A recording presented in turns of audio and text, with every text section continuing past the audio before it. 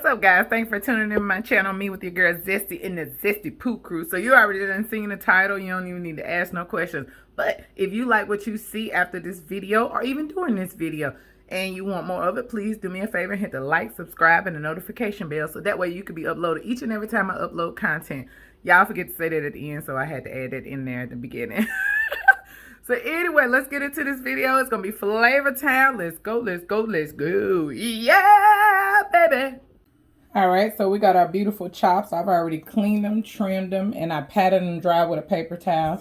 So for those of you who don't know, now you know, baby.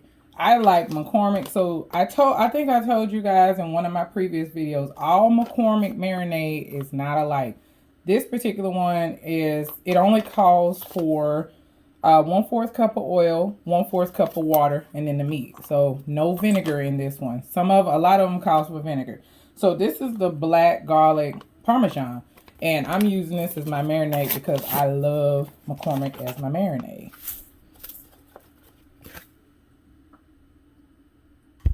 So I am going to measure this because I don't want it to be too runny. So it only calls for 1/4 cup of water and then a 1/4 cup of oil. Here we go. And we're just going to give this a good mix. So that way we can begin to marinate the pork chops.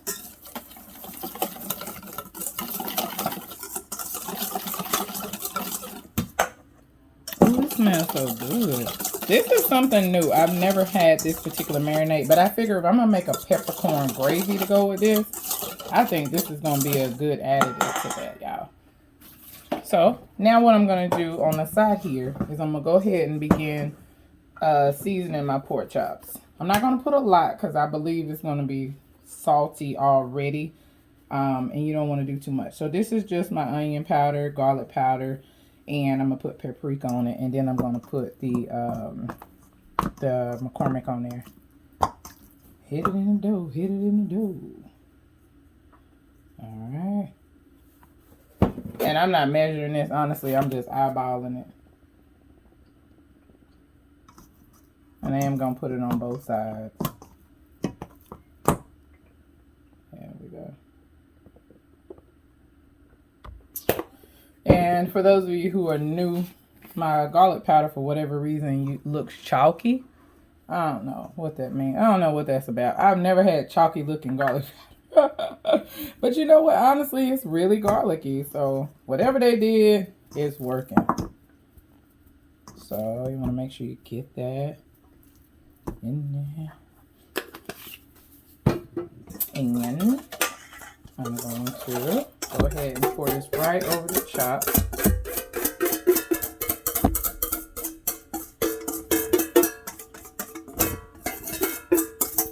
And you're going to take that clean hand or that clean glove right in there, and you just want to get them in there. Now, I am going to marinate these for probably about 30 minutes. I would say 30 minutes minimum, because you want those flavors to soak in these pork chops.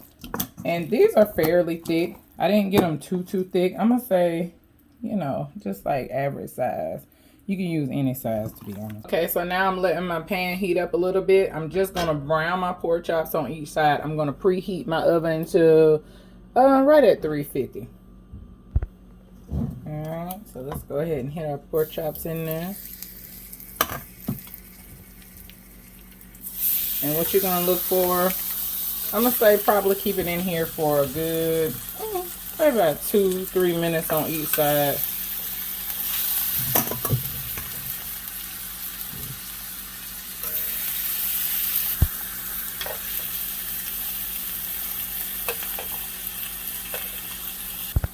Alright, it's been about 3 minutes. Flip them.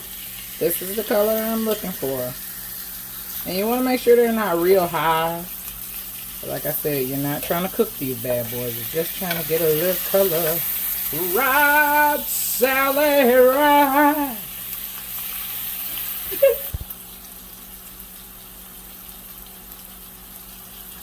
So now what I'm going to do, since I got the color that I'm looking for, and it's locked in, is I'm going to just begin to plate these pork chops right in my pan. And this is where everything is going to go. This is a whole ordeal.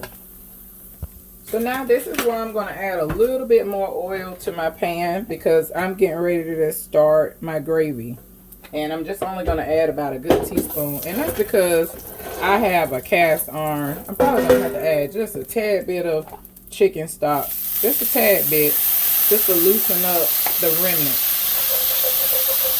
Because this is all your flavor right here. This is what you want. So this is a fairly fast process. And I'm going to turn my pan down just a little bit. Because I want to make sure I get my gravy going. And I'm going to probably give it about, I'm going to say all together, about 2/3 cup of flour. And what I'm going to do is I'm just going to mix. I'm just going to stir. And you want to make sure you get up all those remnants. This is where I'm going to hit it with a little bit more chicken stock. I'm actually going to use a whisk.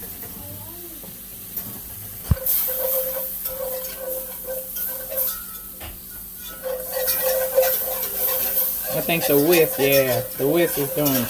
You see that gravy forming? And as it thickens up, I'm going to be adding in a little bit more flour. Because I want to make sure I got enough to go around.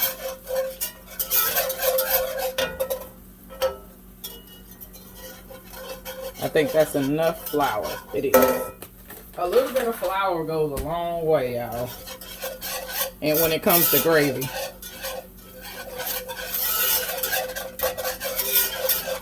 So this is dark enough. Now I'm going to go ahead and hit it with a cup of chicken stock. Now I remind you, that chicken stock earlier was just to get the remnants up. If you don't need to get the remnants up, if it's not real stuck, then you don't need more than a cup for this.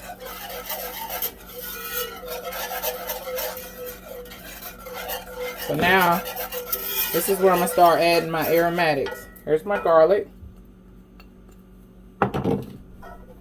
I have a half of a yellow onion here.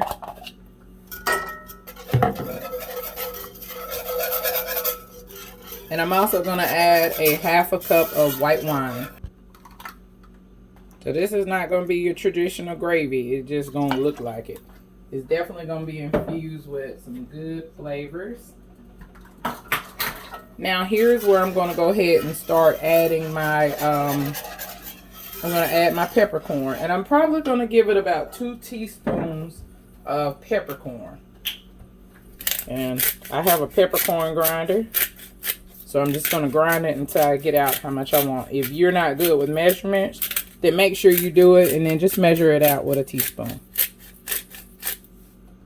I'm also going to add some garlic powder. I'm going to give it about a good tablespoon of garlic powder.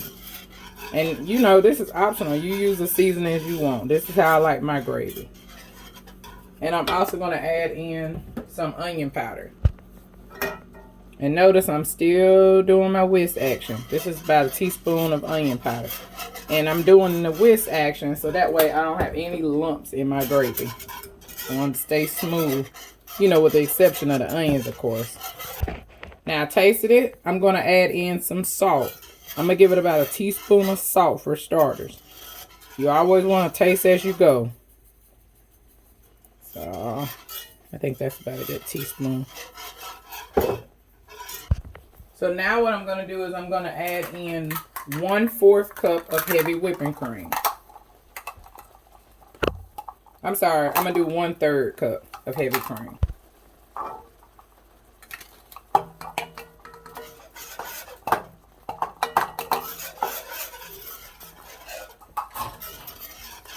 There we go. Real smooth. So now, here's where I'm going to cut my gravy off. And I'm going to go ahead and add this right over the pan, right over the pork chops, y'all. This is where the magic getting ready to take place. Ooh. So I'm just going to pour it right over these pork chops.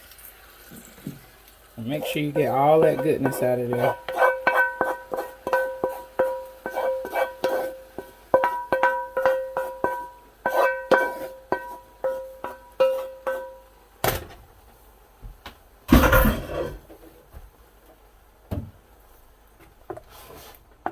And you just want to make sure your pork chops is covered.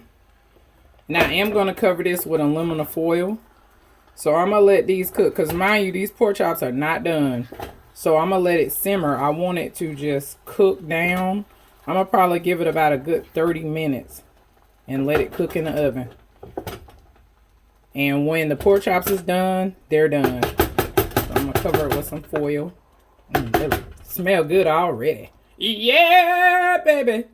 I forgot to mention that I am going to add some fresh thyme in here while it cooks. And I'm also going to add a couple of bay leaves.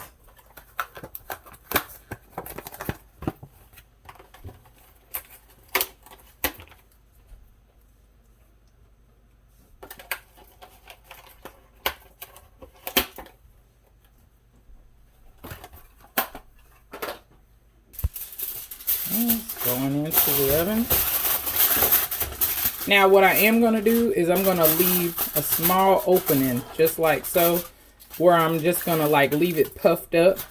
So that way it can just get a little air to it. But the rest is tightly covered except for this end piece. Alright y'all, they just came out of the oven. Ooh, look at there. Yeah, buddy. So we're going to plate these up. Alright guys, so I grilled some squash on my little flat top. So I'm just going to lay a couple of strips of squash here. I mean, not squash, zucchini. Same thing. It is a squash. And I also made some box macaroni. Now with my box macaroni, I usually just add some Velveeta to it. Not much, just a little bit because it already has enough. So I usually add probably about a good 2 or 3 ounces. Depending upon how much you're making. Now for the star of the show. Dun, dun, dun, dun. Oh, make sure you take your bay leaf and your thyme out. I'm going to get a smaller spoon so I can get some of that gravy. Yeah, boy. Gotta get that gravy. All right. Here we go. Here we go. And I am going to put some peppercorn on the top of the individuals. I couldn't put so much because my son, he don't like peppercorn. It's too hot. All right. So, give y'all a close up. Here we go. Here we go. Here we go again. Y'all, look at that pork chop. Man. So, the positive quote for the day says, you do not always need a plan. Sometimes you just need to breathe, trust, let go, and see what happens. Just let go, y'all, and see what happens. Learn to trust the process. So I'm going to cut this pork chop, show y'all what this bad boy looking like. So I'm going to cut it. I'm going to show y'all how tender it is.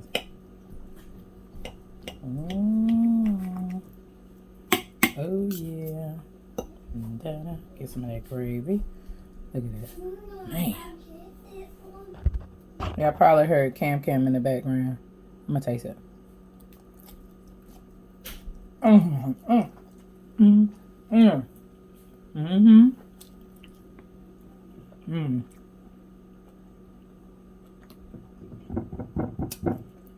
It's a money maker. Flavor Turn USA. Peace out. I love y'all.